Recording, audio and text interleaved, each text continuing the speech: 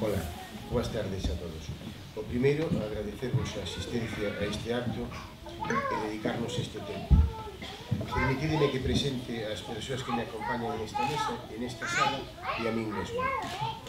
Cruz Acela é a profesora de infantil, Carmen Álvarez, profesora de inglés, e Mila Melio, coordinadora de educación infantil. E eu, que son Raúl Pérez Grande, que son o director de Centro Educativo Galego. Ademais, acompáñanos na sala todo o equipo de profesores e profesoras do Centro de Educación Infantil a Bacharelato, o equipo humano que conformamos Galego. Sen o compromiso de todo este grupo de homes e mulleres que estamos hoxe aquí, non teria sido posible todo o que vos imos contar. Inicio este pequeno acto contándovos brevemente quen somos.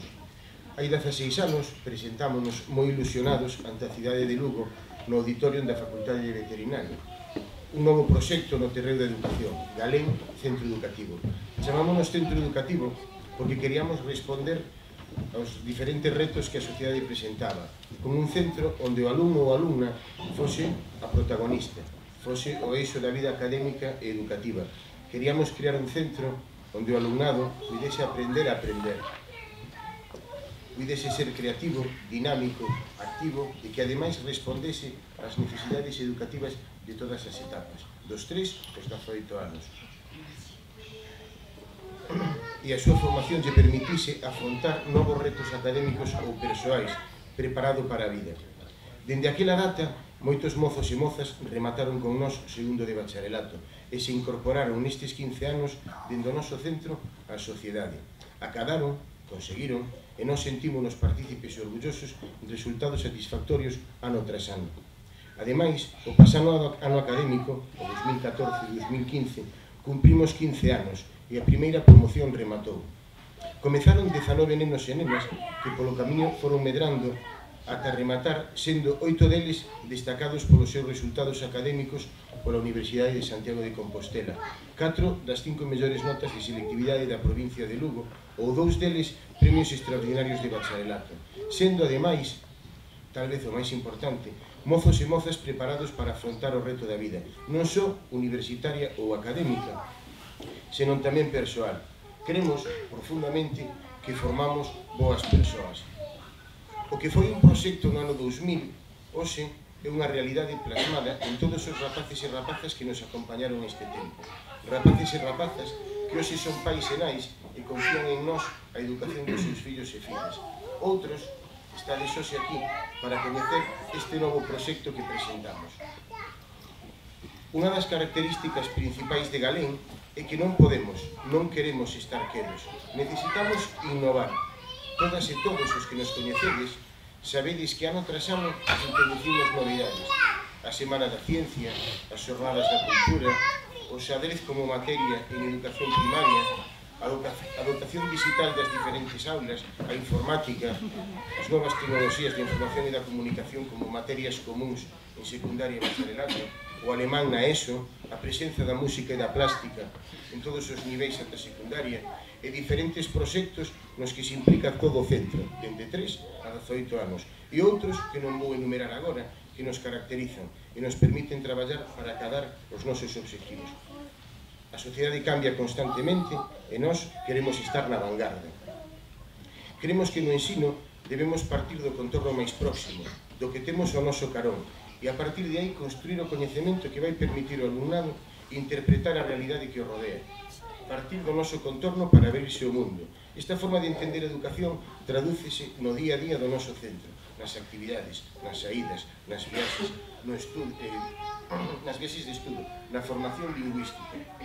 Sempre cremos que un dos nosos fortes debería ser a formación lingüística, partir do noso, do galego, do castelán, para incorporar outras linguas estranxeiras, paseniño, de xeito programado, primeiro inglés e logo francés e alemán. Esta idea justifícase e vese recollida no noso nome, Galén, Galicia, Alén, Galicia máis alá. Este é o motivo polo que hoxe vos convocamos aquí. Queremos afondar nesta idea presentando a nosa nova escola infantil, a partir de hoxe chamada Galén Nursery School. Non é só un cambio de nome, non é un maior número de horas de inglés e en inglés, é moito máis. é un afondamento na nosa forma de entender a educación, naqueles aspectos que nos caracterizan, a educación na natureza, a atención individualizada e a nosa metodoloxía. Todas estas novidades creo que deben explicárvolas as persoas que máis directamente van estar en contacto cos vosos fillos e fillas, se así o queredes, claro. Pero antes quixéramos profundar no marco teórico que envolve o nacemento de Galén Nursery School. Entón, cedo a palabra a Carmen Álvarez, profesora de inglés. Gracias. Bueno, buenas tardes a todos y a todas. Vamos a intentar crear un marco teórico en el que explicaremos diferentes cuestiones relacionadas con bilingüismo y multilingüismo. Por ejemplo, ¿qué se entiende hoy en día por ser bilingüe o multilingüe? ¿Cuáles son las ventajas del bilingüismo o multilingüismo? Hablaremos también de qué edad es la idónea para aprender una segunda lengua y también del proceso de adquisición de esa lengua extranjera. Bien, en primer lugar, ¿qué se entiende por ser bilingüe o multilingüe? Si os pidiera dar una definición de ser bilingüe, ¿qué contestaríais? Es probable que vuestra respuesta coincida con la de muchas personas para quienes ser bilingüe es algo así como la capacidad de emplear dos lenguas perfectamente, al igual que un hablante nativo, pero ¿solo aquellos que dominan dos idiomas a la perfección pueden ser considerados bilingües? ¿Es necesario tener un nivel equivalente al de un hablante nativo? Y en caso que pensemos que así debe de ser, ¿en qué nativo estamos pensando? ¿En el adulto, sumamente culto y educado? ¿Aquel que no sabe apenas leer y escribir? ¿O quizás el niño de 2 años que está aprendiendo a hablar? Bueno, en cualquier caso estaréis de acuerdo conmigo en que los tres son hablantes nativos de su lengua materna. Bien, pues según las últimas corrientes de estudio, aquella persona que es bilingüe es una persona que utiliza de forma regular y constante 2 o más lenguas en su vida diaria. Según François Grosjean, reconocido lingüista, experto internacional en bilingüismo y multilingüismo, generalmente el bilingüe no utiliza la lengua ni con la misma frecuencia, ni con las mismas personas, ni con los mismos propósitos, ni siquiera en los mismos contextos. En realidad utiliza una u otra lengua en función del contexto en el que se encuentre. Podemos hablar de diferentes tipos de bilingüismo. Un bilingüismo simultáneo, por ejemplo, en el caso en el que el niño nace en una familia en la que el padre tiene una lengua materna y la madre tiene otra. Un bilingüismo sucesivo que se produce cuando, en primer lugar, el aprendizaje de la primera lengua se adquiere, por ejemplo, en casa y comienzan el estudio de la segunda lengua cuando empiezan a ir al colegio, por ejemplo. Bien, pues en ambos casos, si el input recibido y los recursos utilizados son variados y adecuados, el niño puede llegar a ser bilingüe y tener una buena competencia lingüística en ese segundo idioma. Vamos a hablar un poco sobre las ventajas del bilingüismo, multilingüismo. Ser bilingüe es mucho más que el simple hecho de conocer 2 lenguas, conlleva una serie de ventajas a nivel personal, a nivel social, a nivel económico, incluso a nivel cognitivo. Vamos a ver algunas de esas ventajas. Conciencia metalingüística, en otras palabras, es una mayor capacidad para hablar y razonar sobre el lenguaje. La conciencia metalingüística es todo aquello relacionado con las sílabas, con las palabras, con las oraciones. Se cree que esta capacidad favorece el aprendizaje de nuevas palabras y oraciones. Mayor capacidad de concentración. Por ejemplo, cuando hay que extraer información relevante. Se cree que el hecho de que las personas bilingües tengan que estar utilizando 2 lenguas constantemente es algo que favorece y que aumenta la capacidad de concentración. Pensamiento divergente. El pensamiento divergente se refiere a un tipo de flexibilidad a la hora de razonar sobre la lengua. Por ejemplo, pensemos en la siguiente pregunta. ¿Para qué sirve un ladrillo? Bueno, pues un pensador convergente daría la respuesta obvia, para levantar un muro, para hacer una casa.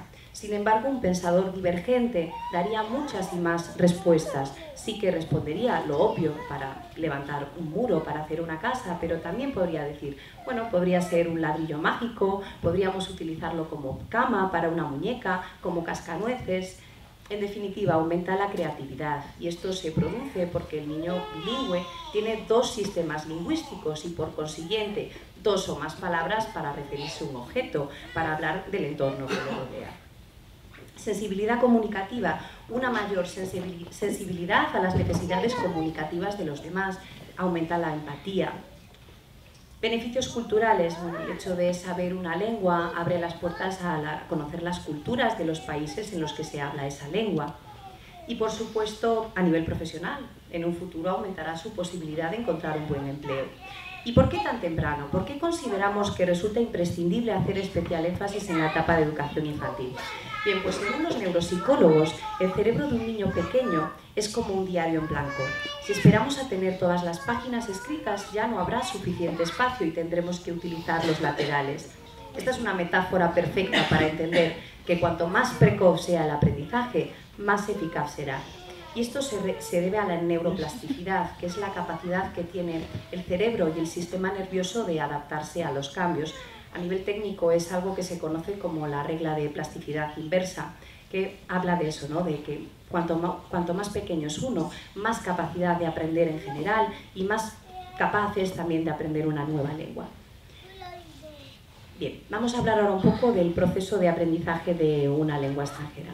Bien, en primer lugar, en la primera etapa, el niño intentará comunicarse con su lengua materna, intentará utilizar su lengua materna. Enseguida se va a dar cuenta que así no va a ser capaz de comunicarse y entonces, al exponerle a la segunda lengua, es posible que durante un periodo de tiempo no diga nada, mientras la está comprendiendo, mientras la está interiorizando. Es lo que se conoce como etapa silenciosa. Bien, también es posible que en esta etapa utilice gestos para hacerse entender mejor. Ya en una tercera fase empezará a utilizar frases más cortas o imitativas. Son frases que generalmente no son espontáneas, es decir, las ha estado escuchando y a base de repetición es capaz de ir reproduciéndolas también. Y por último, progresivamente irá produciendo sus frases cada vez más espontáneas. Al principio mezclando construcciones que conoce con vocabulario nuevo, hasta ir adquiriendo mayor fluidez. Bien, durante este tiempo también es normal que cometa errores gramaticales, del mismo modo que los niños monolingües los cometen cuando están aprendiendo su lengua materna. Bien, pues todo esto es normal. Si las 2 o 3 lenguas se emplean con regularidad y el input recibido es rico y natural, todos estos problemas irán desapareciendo y los niños irán estableciendo los diferentes códigos en las distintas lenguas. Ya para finalizar, nos gustaría aportar un dato más, ¿no? En muchas partes del mundo se emplean 2 o más lenguas, como es el caso de Galicia. Un niño puede crecer con 2 idiomas, su entorno en este caso va a ser bilingüe, en castellano y gallego. Y los niños, pensemos por ejemplo, los niños que nacen en una familia donde el padre y la madre tienen distintas lenguas maternas, frecuentemente adquieren los 2 idiomas sin ningún tipo de problema. Si además se da el condicionante que esa familia vive en un lugar, en un país donde hay otra lengua más a mayores, los niños adquieren las 3 lenguas sin ningún tipo de problema, con lo cual el hecho de emplear 3 lenguas no es un fenómeno infrecuente. Y Galen Nursery School quiere contribuir precisamente a eso, ¿no? A la formación de niños y niñas multilingües, que sean capaces de utilizar diferentes idiomas en diferentes situaciones, contextos y con diferentes personas. Creemos que cuanto más pequeños comiencen a oír y expresarse en ese idioma, antes lo integrarán y utilizarán. Y por eso el objetivo es que nuestro alumnado aprenda inglés al mismo tiempo que aprende la lengua materna, de forma natural y progresiva, y que al finalizar su escolarización sea capaz de comunicarse de forma fluida en diferentes lenguas, en diferentes situaciones cotidianas, formales y también más profesionales.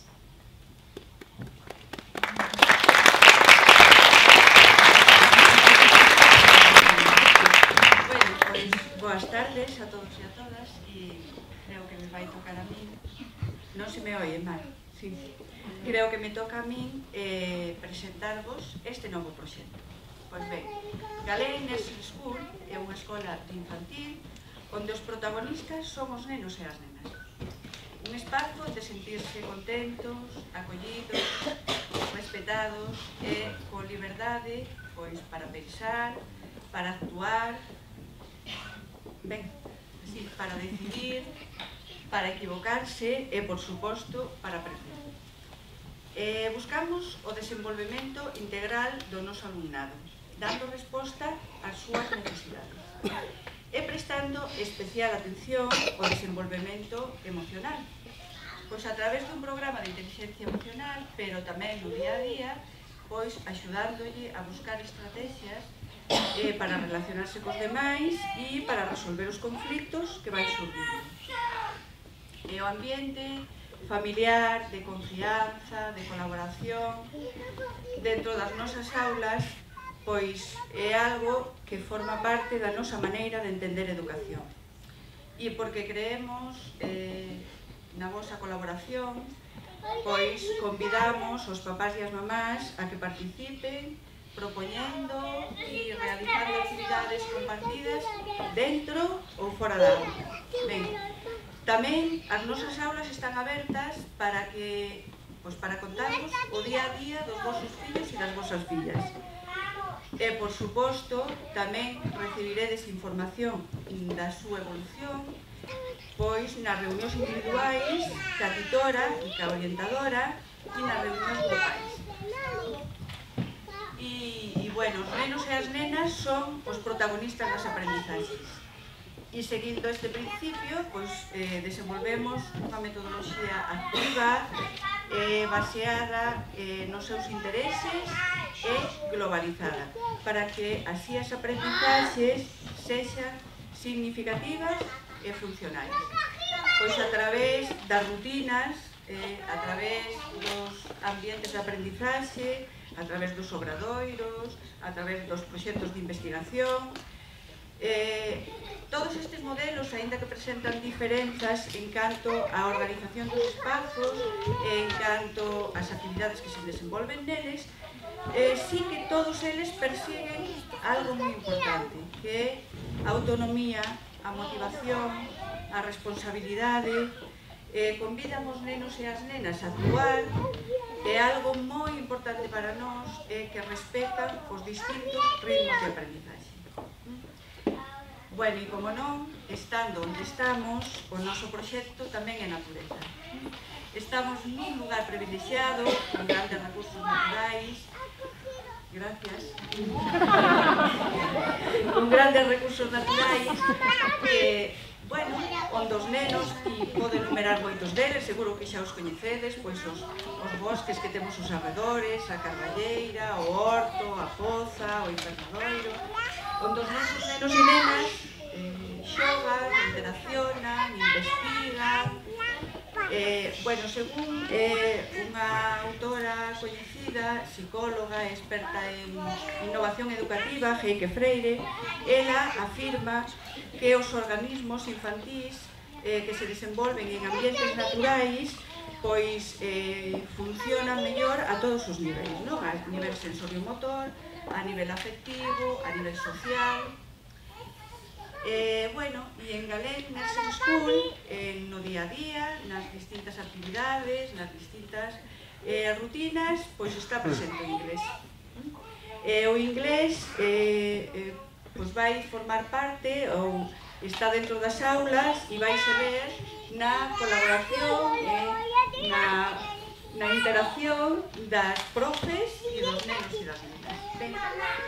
E ao longo da xornada haberá momentos en que os nenos e as nenas estén sós ca profe de inglés, nas sesións específicas, pero haberá moitos momentos en que convivan na aula pois a profe de inglés e as titoras. Pois na primeira hora da mañá, na comida, nos espazos de aprendizaxe, nos proxectos de investigación, naqueles momentos máis cotiás de comedores, patios, saídas, e acabando así ata con máis dun 60% da xornada, e conseguindo algo moi importante para nós, que a aprendizaxe desta nova lingua se faga de unha maneira natural e espontánea, pois como cando os vosos fillos e fillas están aprendendo a súa lingua materna. Ben, por que esta proposta? Por que así desta maneira? Bueno, sabemos que a presenza de dúas persoas na aula, de dúas profes na aula, enriquece as prácticas de aula, pois facilita, axuda a crear vínculos, tamén favorece a atención individualizada, respeta tamén os diferentes ritmos e as diferentes aprendizaxes. Todos estes momentos estive falando de dúas persoas, da titora e da profe de inglés, pero, ademais, os vosos fillos e fillas estarían acompañados tamén por o especialista de música e por a especialista de psicomotricidade, que neste caso será tamén en inglés. Bueno, e feita a presentación, agora doulle a palabras a Catuxa e a Carmen para que vos conten o que máis vos interesa que un día nas aulas de galego. Venga, boas tardes. Bueno, un pouco como decía Mila, a Carmen e eu vos vamos a facer unha especie de esquema mental para que vos ponedes na cabeza que pasaría cos vosos nenos e nenas desde que chegan ás 9 da mañá hasta que se van ás 5 da tarde, vale? Entonces, o primeiro momento, bueno, os nenos e as nenas chegan ao cole ás 9 da mañá, acompañados sempre por vos, que sodes os seus papás e os seus mamás, hasta a aula.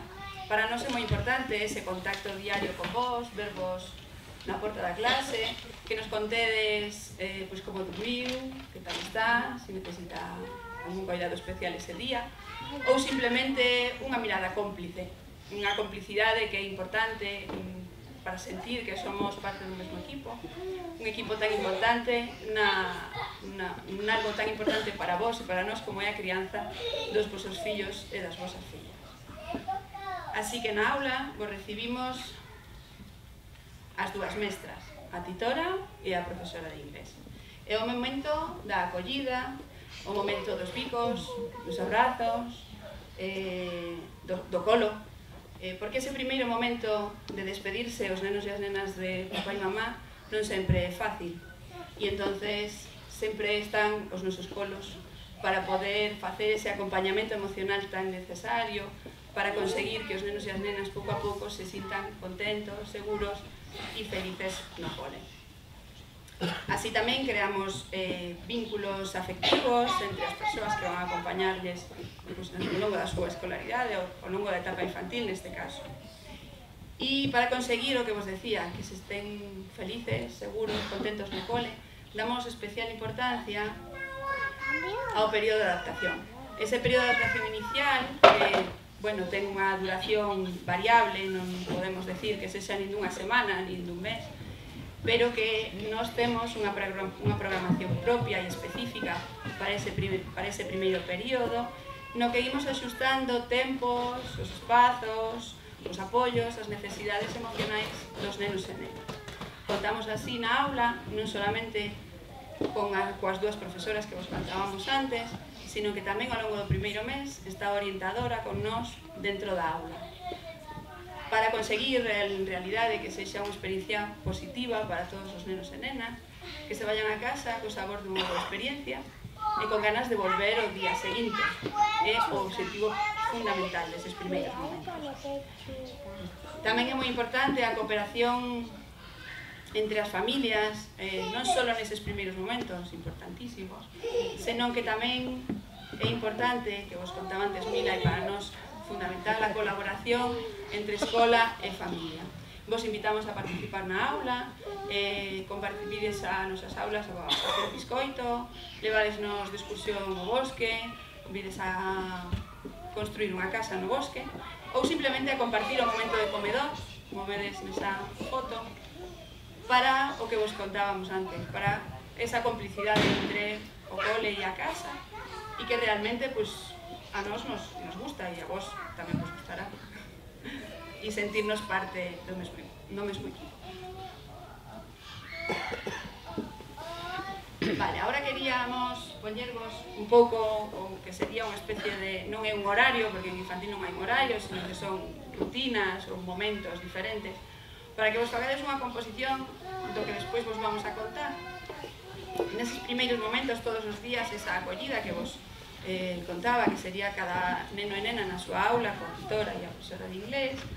Logo teríamos ambientes de aprendizaxe, que despois vos conto que son, que temos o ambiente de xogo espontáneo, o ambiente científico e o de letras máxicas. Logo teríamos todos os días de semana as sesións específicas de inglés, nas que estarían solo coa profesora de inglés. Teríamos o tempo de patio, o tempo de xogo libre nos espacios exteriores de Galén, o comedor, a sexta para os nenos de primeiro de infantil e o patio para os nenos de segundo e terceiro de infantil.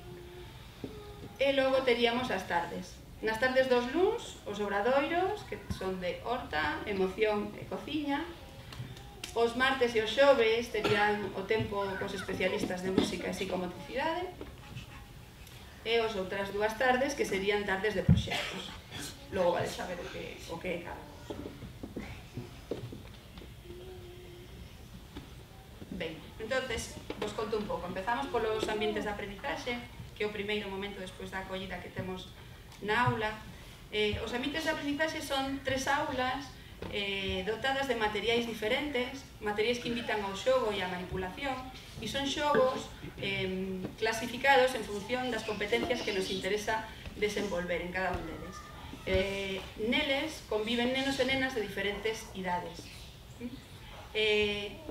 Eses 3 ambientes son o ambiente, vos contaba antes no horario, o de coñecemento científico, o de xogo e o de letras máxicas.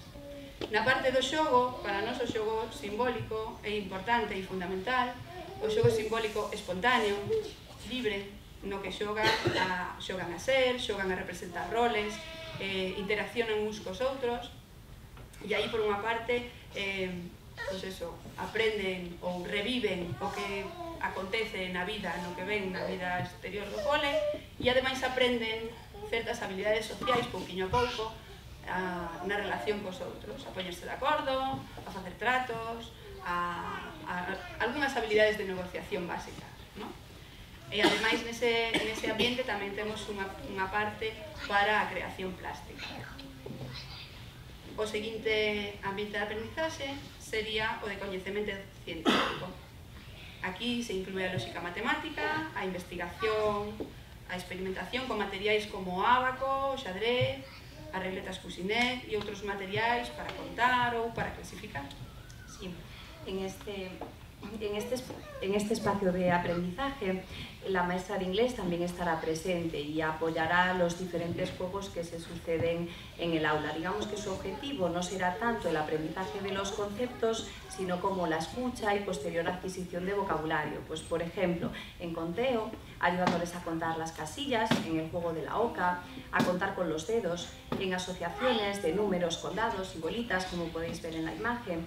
También jugará con los niños cuando hagan diferencias por colores, por tamaños, e incluso investigará con ellos encuentros de animales, del cuerpo humano.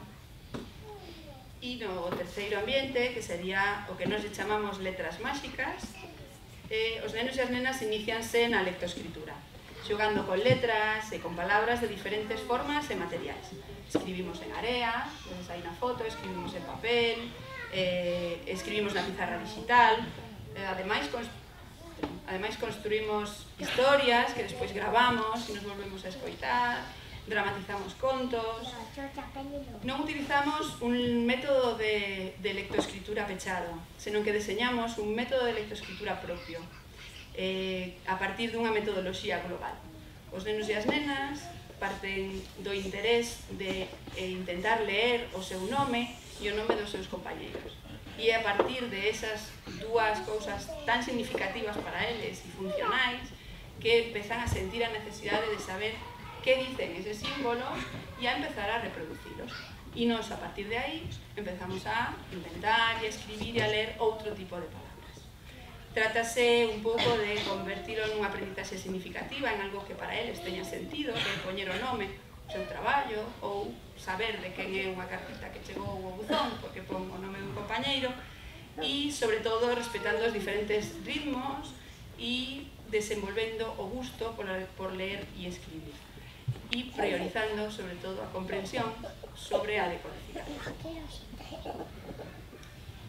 Os ambientes de aprendizaxe son, polo tanto, unha proposta innovadora, baseada na pedagogía Montessori, que busca nenos e nenas libres e autónomos, que pensen por si mesmos e que sexan capaces de elexir, decidir e actuar a partir deses materiais, no caso dos ambientes que se llevan presentando, e que esa actitude un pouco se xeralice cara a vida en xeral.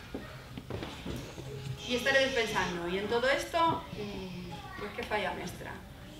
Ben, pois poderíamos resumir o papel da mestra nesa frase tedes aí, de María Montessori, que ven a decir que a mestra acompaña as aprendizaxes sin adiantarse, sin resolver, que dá tempo aos nenos e que a partir da observación do que vai acontecendo no día a día vai introducindo novos materiais, vai favorecendo preguntas que favorezan a curiosidade dos nenos e as nenas e tendo en conta sempre que o erro e que a partir do erro podemos evolucionar, que o erro é parte da vida e parte da aprendizaxe. Ben, despois dese primeiro momento de ambientes de aprendizaxe, os nenos e as nenas volverían a súa aula de referencia coa súa titora e celebraríamos o que chamamos a asamblea. Unha asamblea é iso que vedes aí, unhos nenos e nenas sentados no corro, no chan, coa súa mestra. A asamblea é un momento no que nos traballamos inteligencia emocional.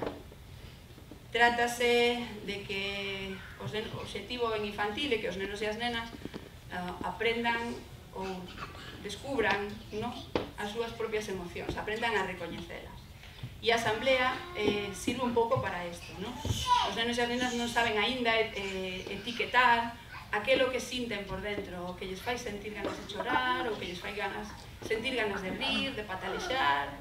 E pouco a pouco, coa axuda da mestra, coa axuda da asamblea na que son capaces de sentirse escoitados, aprenden pouquiño a pouco ou descubren aquelas palabras que designan ese sentir e que ademais lles axudamos con imaxes que van colocando no rincón das emocións, que lle chamamos, imaxes que visualizan ese sentir, contento, enfadado, tranquilo, e aprenden a que todas as emocións son válidas e son necesarias e ver que os demais tamén sinten cousas similares, pois lle fai sentirse aceptados e valorados. Como vedes, para nós a parte emocional é importante, non? Xa que canto máis avanzan os estudos alrededor da neurociencia, de como funciona o cerebro, de como aprendemos, está máis demostrado que os estados emocionais determinan enormemente a capacidade de aprendizaxe. Por iso, para nós, o que vos contábamos antes, é tan importante que os nosos nenos e nenas se sintan felices e seguros no cole. Bueno, vamos a hablar ahora un poco de las sesiones específicas de inglés que aparecían en el horario que van a tener todos los días. Nosotros partimos de una metodología activa, una metodología en la que el alumno es el protagonista de su propio aprendizaje, buscando la significatividad y la funcionalidad de los aprendizajes. En cuanto al aprendizaje de lenguas extranjeras, seguimos un enfoque comunicativo, poniendo el acento en toda la parte oral de la lengua, buscando siempre, procurando que todo aquello que se aprende sea rápido y funcional, globalizando siempre con lo que se trabaja en el aula, ¿no? Con aquellos proyectos, diferentes cuestiones que esté realizando en ese momento la tutora en el aula, intentando relacionarlo con las vivencias de los niños, es decir, con aquello que es realmente importante para ellos, su casa, su familia, las necesidades básicas. Es un método muy participativo, es un método en el que todos hacen, todos tocan. Y en participación también con vosotros. Podéis ver en las fotografías a Robbie y a Patch, que son las mascotas de inglés de infantil. También os pediremos colaboración. Y en cuanto a los recursos que utilizamos, son muy variados, ¿no? En primer lugar, la mímica, el lenguaje corporal, ayuda, facilita la comprensión, es algo muy motivador para los niños porque les resulta muy cercano. Otro recurso que también vamos a utilizar son los pictogramas o flashcards porque, bueno, al igual que en el caso anterior, facilitan la comprensión, aclaran el significado de palabras sin tener que recurrir a la traducción, simplemente a través de la interpretación de la imagen. El soporte visual es importantísimo en la actualidad, ¿no? El aprendizaje ha pasado de ser auditivo a ser fundamentalmente visual y todavía más en esta etapa en la que prácticamente, bueno, pues todo para un niño de infantil tiene que ser visto, tocado, casi olido. Los cuentos también son otro recurso que utilizaremos habitualmente, así como las canciones. Normalmente acompañan el aprendizaje de vocabulario, ya que refuerzan a través de la repetición de palabras. Y, bueno, además suelen tener textos muy repetitivos, lo cual también les ayuda a memorizar esas palabras. En definitiva, utilizando recursos y variados y acercándonos a los sistemas espontáneos de adquisición de lenguas extranjeras. Ahora Katusha os va a seguir contando un poco cómo sigue el día en el jardín infantil. pouco como vos decía Carmen, ¿no? As aulas son fundamentalmente activas e son vivas, ¿no? A metodoloxía por proxectos, que apuntaba ela antes, parte un pouco dos intereses dos nenos e das nenas, do que vai acontecendo cada día na aula. As dúas mestras de aula, mestras de infantil e a profesora de inglés, están atentas a cada pequena cousiña que vai pasando. E esa cousiña pequena que pasa, aproveitase como unha excusa para a aprendizaxe. Como vedes aí, por exemplo, na imaxe, vedes os nenos con os caracois e preparando unha casita para uns peixes. Bueno, pois pasou que un día aparece un caracol no patio e entonces foi unha excusa perfecta para saber onde vive, que come, como podemos coidar, como se chama o caracol en inglés, en galego, en castelán, e para poder escribir a palabra caracol, para poder contar cantas... Es decir, como vedes, é un pouco toda esa globalidade de aprendizaxe a través de algo que lles interesa enormemente porque apareceu ese día na clase. Ou os peixes, porque un neno da clase un día trouxe un peixe como mascota e entón había que prepararle a casa e hubo que investigar, ler en internet, buscar na biblioteca, pues onde viven os peixes, que necesitan, etc. Vale. Os proxectos desenvolvense fundamentalmente pola tarde, como veíades antes, e polo tanto tamén está a profesora de inglés. É dicir, vedes que ao longo de todo o día temos moitísimos momentos que compartimos esas dúas persoas na aula e que polo tanto tamén enriquecemos eses momentos. Na nosa metodoloxía non utilizamos libros de texto, os materiais que se van usando son os que van xurdindo da propia natureza, do propio contorno e ademais os que o equipo de infantil vai elaborando conforme van xurdindo os diferentes proxectos. Sí, ahora vámonos a comer. Vámonos a comer. Pues sí, en el comedor y los patios. Los niños y niñas estarán atendidos en todo momento por sus maestras y también por la profe de inglés, un poco buscando esa funcionalidad de la lengua de la que os hablábamos antes, ¿no? Nosotros queremos que vivan el aprendizaje del inglés a través de situaciones más espontáneas y naturales y creemos que estos espacios nos brindan una oportunidad estupenda para hacerlo. Además, en el colegio también contamos con comedor propio, menús sanos y equilibrados. Después del comedor, los niños de primero de infantil irán a la siesta y el resto irán al patio. Digamos que un poco para nosotros este momento, lo que decíamos antes, ¿no? Este momento de ocio y de comer son momentos importantes y por eso siempre están presentes las maestras y también la profe de inglés. Vale, os tempos de xogo libre, como os decíamos antes, son importantes. E neste caso, para nós, son importantes que ese xogo libre sexa o aire libre. En Galén contamos con un entorno privilexiado, tan só 10 minutos do centro.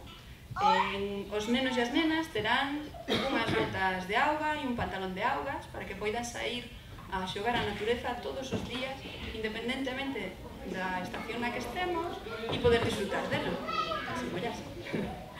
Hai estudos que demostran os múltiples beneficios do contacto diario coa natureza. Entre eles, poderíamos destacar que o contacto coa natureza mellora o desenvolvemento cognitivo, a capacidade de observación, que non salimos nas fotos. Ademais, o xogo en espacios naturais é moito máis variado, máis imaginativo, axuda a desenvolver tamén as habilidades de cooperación. E a natureza tamén potencia a capacidade de observación e a creatividade. Este contacto diario co medio natural nos parece importante non só polo desenvolvemento físico e psicolóxico saudable, sino tamén pola creación da súa futura consciencia ecolóxica. E só nos quedarían as tardes, a contarvos as outras tardes, que serían, por unha parte, os luns, que vos contábamos antes, que tiñamos os obradoiros. Os obradoiros compartímonos cos nenos e nenas de primeiro de primaria. Así formamos grupos reducidos con nenos e nenas de diferentes idades, sobre todo de diferentes momentos evolutivos. Potenciar a aprendizaxe entre iguais en grupos heteroxéneos, o sea que a diversidade para nós é riqueza. Entonces, temos o obradoiro de cociña, que será en inglés, o obradoiro de horto, o noso invernadoiro, a noso poza, e o obradoiro de emocións, que parte tamén do programa de inteligencia emocional que vos contábamos antes. E as outras 2 tardes serían as sesións compartidas cos especialistas de música e de psicomotricidade, que tamén será a psicomotricidade en inglés. E todo isto, que non é pouco, vámoslo a contar neste pequeno vídeo que intentamos recoller ese ambiente de confianza e estupendo que vos contamos ata agora.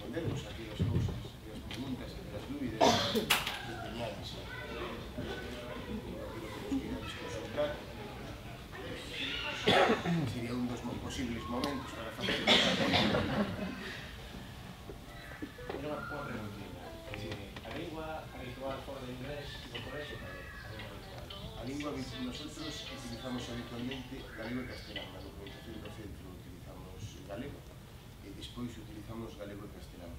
É a lingua habitual que se utiliza ademais nas aulas de infantil e en todo o centro. Hai profesores que utilizan habitualmente galego e profesores e profesoras que utilizan habitualmente castelán. Pero é un tema propio de cada profesor, non hai unha... Digamos que respectamos, é dicir, no que é o primeiro curso de educación infantil, nós partimos da lingua materna do rapaz para ir incorporando a outra. A medida que os rapaces van medrando, temos distribuído máis ou menos para que se equilibrado e poder chegar a segundo de bacharelato que se sean capaces de usar as dúas linguas con total normalidade. Ese é o objetivo final. O sea, que se busca un pouco compensar para que collan habilidade nas dúas linguas. O que fala moito galego e pouco castelán se compensa e viceversa. Intentámoslo. En infantil, ademais, un pouco o que se fai é respetar a lingua materna do nena a nena, que con respecto a él directamente sempre se lle fala na súa lingua materna, e logo vais introducindo que te dices, compensando aquela parte na que quizáis necesita ter máis competencia lingüística. O tema este da música que comentabades aí, corresponde nestas edades como iniciación, o xogo, non? Non é o que estades comentando, pero despois a continuidade, porque non me sona que tedes como unha escola de música ou algo así, ou a escola galén, se podéis falar un pouquinho deso que... Sí. A ver, en infantil temos esas dúas sesións a semana dentro do que sería a galén, do que sería a aula, non? Nela traballamos sobre todo a partir do corpo, da voz, as sensacións, van coñecendo os diferentes instrumentos, por iso veíades nas fotos diferentes tipos de instrumentos, os instrumentos tradicionais, os instrumentos da orquesta, poden manipulalos e tocalos. Eso continúa ao longo da primaria e de secundaria. E logo a maiores temos a Escola de Música Cantarela, que vai dirixida, en infantil terían música en movimento 2 anos, e iría un pouco máis dirixida hacia a práctica instrumental. E aí os nenos e as nenas, a partir dos 7 anos, poden escoller un instrumento e ir a clase de instrumento, orquesta. Iso é unha alternativa a, digamos, a docencia da anda, non? É a maiores, é unha actividade escolar ou a Escola de Música Cantarela é unha escola de música independente, por decirlo así, ou vinculada, pero pertence a Galén, pero é independente, sí. E a Escola de Música continúa así con o Conservatorio Profesional. A Escola de Música continúa así co Conservatorio Profesional. É dicir, os rapaces poderían despois seguir os estudos de grau. A maiores eu quería destacar que nosotros o que son as ensinanzas artísticas, a legislación contempla 2 horas, unha serie de plástica e outra sería de música. Nosotros temos 2 horas de plástica e 2 horas de música, un pouco dentro do que é o proxecto educativo do centro. A música e a plástica son fundamentais, non? Por iso as levamos como outras materias que poderíamos entrar, non? Pero en esas horas que nos a maiores dentro do que o noso horario complementan o proxecto educativo. As levamos ata a secundaria.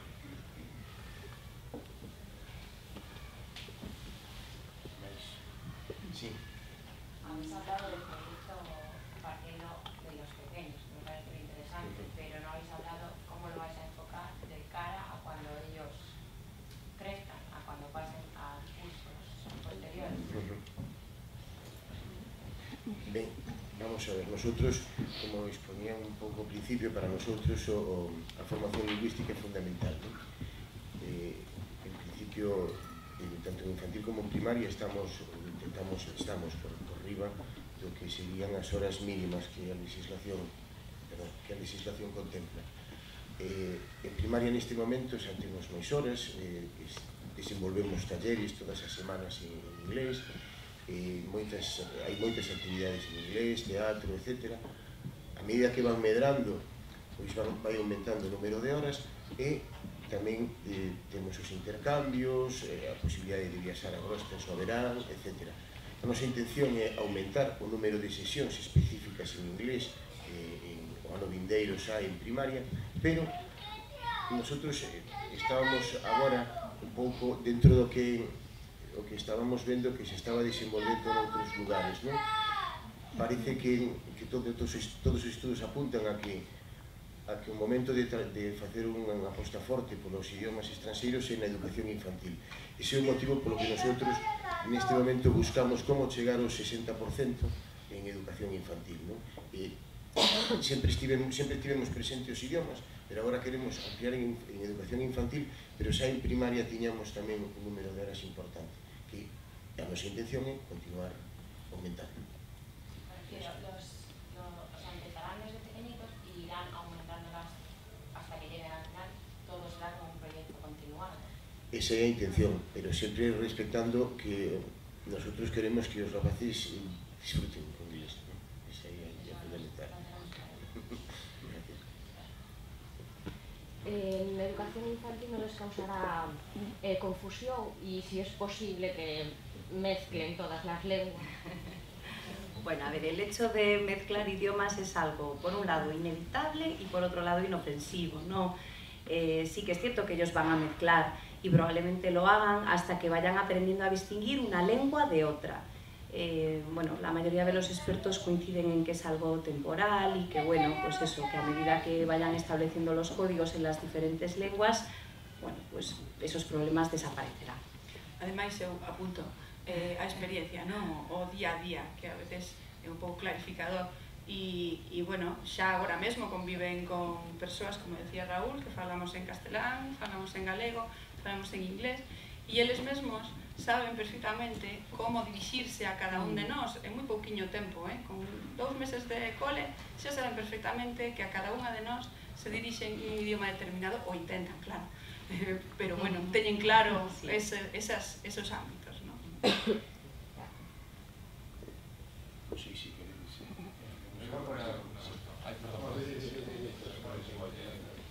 Nosotros básicamente lo que nos preocupa es, tenemos claro que la cantidad de inputs que van a recibir en casa, en la vida cotidiana, pues van a ser gallego y castellano. Pero aquí el salto de calidad yo creo que sería si en el colegio fuésemos capaces de darles, para que alcanzásemos con 7 o 8 años esa capacidad de interaccionar en inglés, pensar en inglés, de leer en inglés, hablar en inglés, responder en inglés.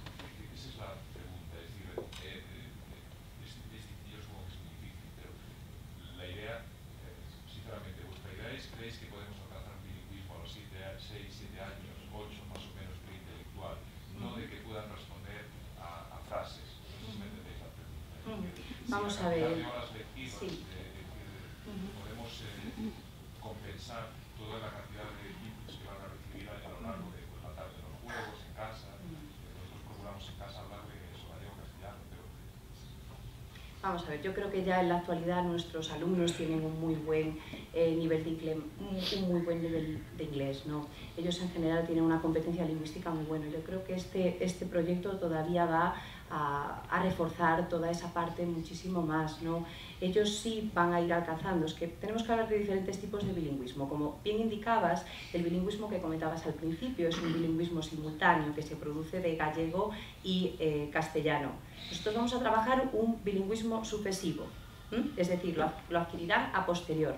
Y como decíamos en la presentación, si el input que reciben es rico, variado, y los recursos son los adecuados, sí van a llegar a ser bilingües y tener una buena competencia lingüística en ese idioma a lo largo de su escolarización. A ver, es ambicioso, ¿no? el conseguir, el querer que un niño sea bilingüe con una alta competencia lingüística en castellano al llegar a sexto de primaria. Probablemente lo logre a lo largo de toda su escolarización. Sí que es cierto que con 11, 12 años serán capaces de expresarse, bueno, además teniendo en cuenta que es un niño de 11 o 12 años. Eso hay que tenerlo también en cuenta. Luego, el periodo, digamos que el aprendizaje de una lengua requiere de un periodo de escucha muy, muy largo. Es lo mismo cuando un niño está aprendiendo su lengua materna, ¿no? Entonces, en el caso de un bilingüismo sucesivo, ese periodo de escucha todavía será muchísimo más largo. Pero todo eso se va asentando, todo va formando parte. Nosotros, lógicamente, intentaremos darles, pues eso, los inputs adecuados, los recursos, ¿no?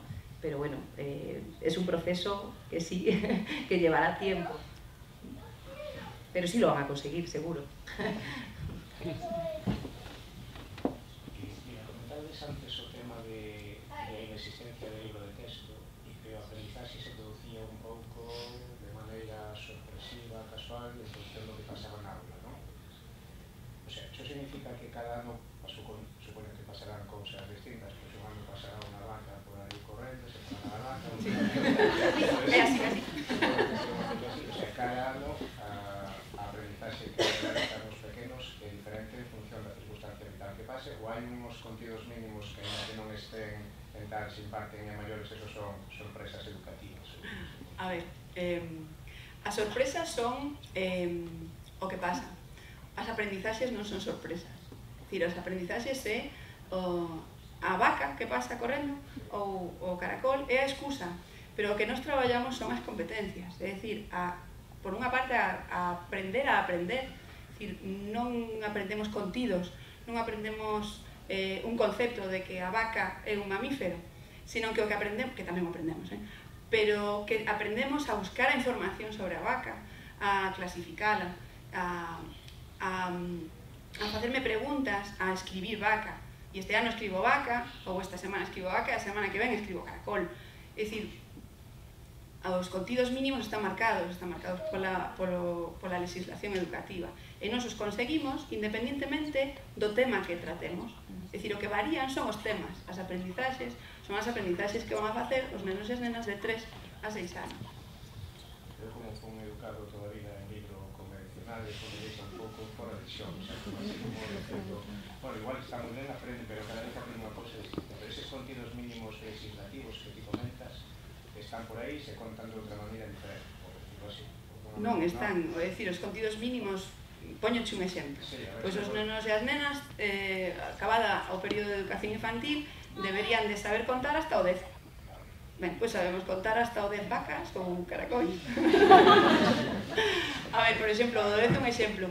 Mira, a vaca ou a caracol son as excusas para os proxectos, pero ademais hai outra parte das aprendizaxes que son os ambientes.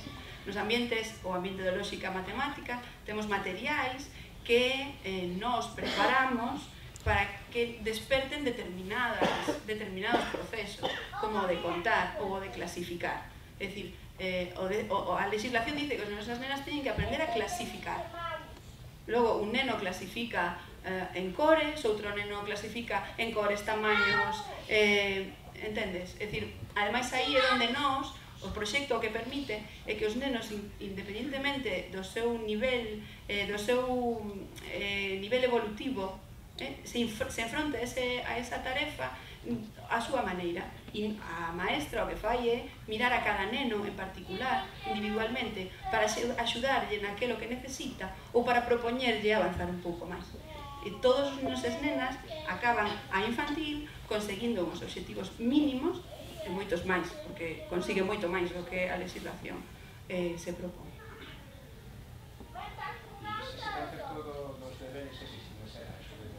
En infantil non.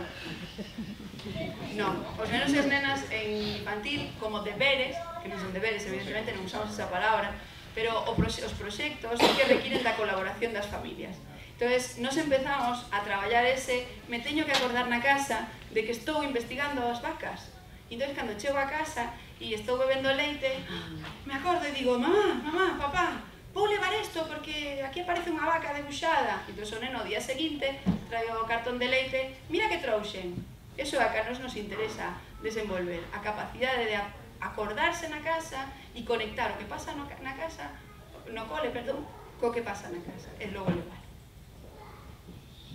E o tema da psicomotricidade, o sea, unha actividade deportiva reglada, baloncesto, tenis, fútbol, eso existe nesa edad dentro do colexio? No, para nós en infantil, por unha parte, as actividades extraescolares non as temos pensadas para infantil. É dicir, os nenos e as nenas entran ás 9 da mañá, se van ás 5 da tarde, porque creemos que se teñen que ir á súa casa coa súa familia a disfrutar de outras cousas que non son o cole, vale?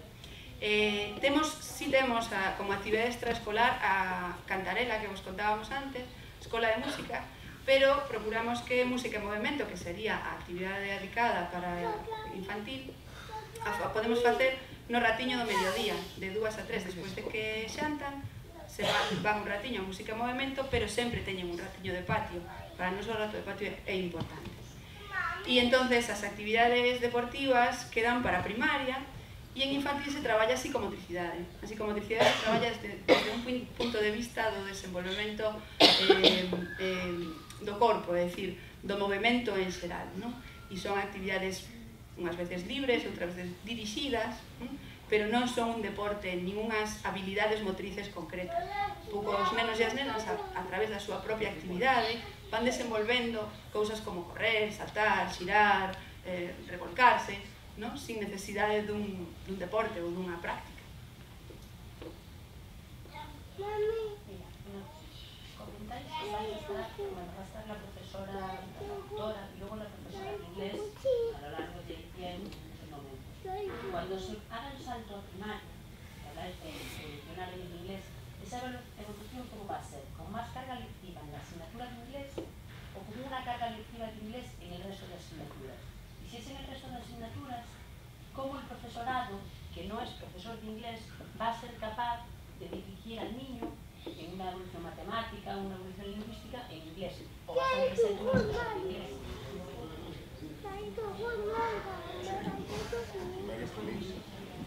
En primaria, no primeiro momento, o que imos facer é ampliar as sesións específicas de inglés, non? E despois imos buscar aquelas materias nas que poidamos traballar en inglés e ao mesmo tempo, digamos que non sexan conceptos, claro, a ver se me explico. Creo que as matemáticas sí pode ser posiblemente en algún momento en inglés, por iso no infantil o estamos facendo. Estamos estudando como imos a trasladar todo eso que estamos facendo en infantil a primaria, pero ao mesmo tempo tamén queremos que hai outras materias as que é preciso primeiro traballar os conceptos, aceptar os conceptos, que logo a partir de aí traballaremos esos conceptos dunha, doutra ou da terceira lingua. Penso, por exemplo, nunha materia como medio, que para nós o medio é importante, a natureza, non? Creo que hai certos conceptos de medio que deberíamos traballar nas linguas máis próximas ao neno, como dicir, galego ou castelán. E a partir de aí tenemos que buscar un momento para incorporar tamén o inglés a esas materias, non? Por iso, eu antes decía, non é sempre posible trasladar exactamente igual, porque tamén é certo que en primaria nosotros temos que empezar a pensar no que a legislación nos vai marcando a medio camino, non? As provas de avaliación diagnóstico en terceiro, en sexto, en segundo da ESO. Entón, en función de eso, nosotros temos un pouco que combinar todo iso para acadar este objetivo, non? Que continuar profundando en que os pequenos sexan multilingües, bilingües ou multilingües, non? Que ten un dominio amplo destes idiomas. De tal xeito que cando vayan medrando, sexan capaces de, se é necesario que se desenvolva en alguna das tres, incluído inglés, que sexan capaces de facelo con soltura, non? E cando digo con soltura, que sexan capaces de vivir na súa idade, non? Si, respondo. Engadir tamén que, bueno, aparte das sesións que temos en primaria de inglés, temos algunhas, é dicir, contamos con algunhas horas a maiores do que exixe a lei, co cal nos permite facer máis cousas, non? Que a plástica tamén é en inglés. Vale, contamos aí un certo tempo no que podemos, bueno, organizalo a nosa maneira, e o inglés está moi presente aí. Tienes alguna pregunta máis? Sí. Me pregunta aquí unha persona tímida que decía Polo. Esa non era a miña colleita. Me preguntan se hai unha posible... Hai un caso de un neno que unha cuarta lengua, porque se ascoita tres linguas na casa entre a tal, e esa presencia da cuarta lingua do inglés, se sería un caos ou se sería beneficioso. Si sería un caos? Se hai un límite de aprendizaxe, cando comentaba a compañera das guerras que falaba desa neuroplasticidade nas fases iniciais, que eran como esponxas, se unha cuarta lingua é un caos ou ao contrario? Al contrario, cuantas más lenguas mejor. Nosotros Nosotros estamos incorporando xa neste momento o francés en terceiro de primaria e o levamos ata primeiro da ESO. A edades tan pequenas, en principio, nosotros non...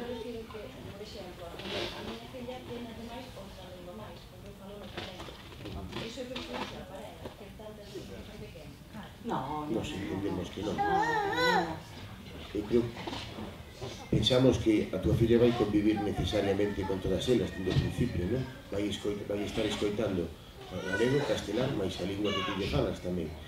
Non vai ter ningún problema en incorporar unha cuarta. Posiblemente se van a agudizar inicialmente esas etapas que Carmen describía, pero acabará discernindo perfectamente cal é aquela, ¿no? E a Va a ir situación sin que acercando vai usar. los códigos en las diferentes lenguas sin ningún tipo de problema. Es probable, eso sí, que esa etapa, esa segunda etapa que hablábamos, el periodo silencioso, sí que es cierto que a lo mejor puede ser más largo en el tiempo, pero va a sentar los códigos en las 3 o 4 lenguas, por esa neuroplasticidad de la que hablábamos antes. Hacéis referencia ahí, hacéis unha cita ao tema da italiana esta profesor, non? Non controlo moito, pero eu de casualidade, por outra cousa, un pouco o sistema educativo, o centro participa do sistema formativo da Escola Montessori? Non, a inspiración de María Montessori é nos ambientes de aprendizaxe. Non temos non seguimos un sistema único de educación, sino que bebemos de moitas fontes que poden enriquecer a práctica. E os ambientes de aprendizaxe, es decir, esa autonomía dos nenos e as nenas para coller un material, traballar con el, volverlo ao seu sitio, sin que a mestra lle diga o que ten que facer, esa é a inspiración.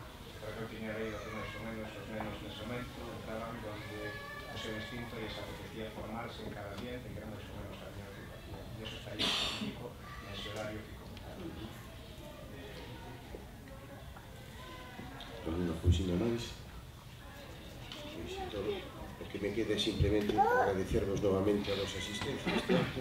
Agardamos que todo o que contamos despertase o vosso interese por Galego Nursery School. Quedamos a vosa disposición aquí no centro para aclararnos calquera dúbida que teñades. E moitas gracias.